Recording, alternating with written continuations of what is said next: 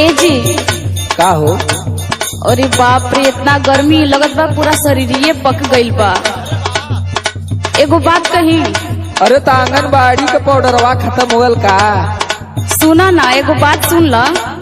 सुनावा।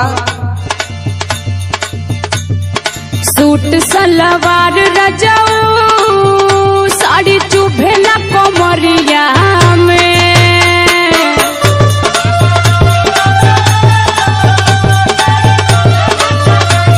सुना तानी ना? हाँ सुना थे।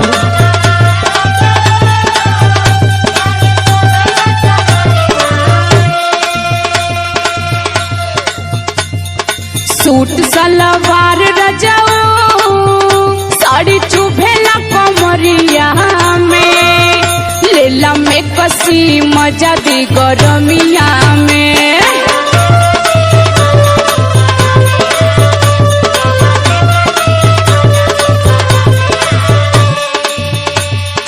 अब तक खर्चा बढ़ेगी।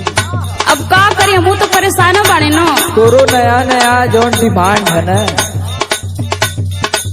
ये हमके पूरा रिमांड पे ले ले। मैं कसी पहिरी दिल में मोरे आगिया लगई भूखा।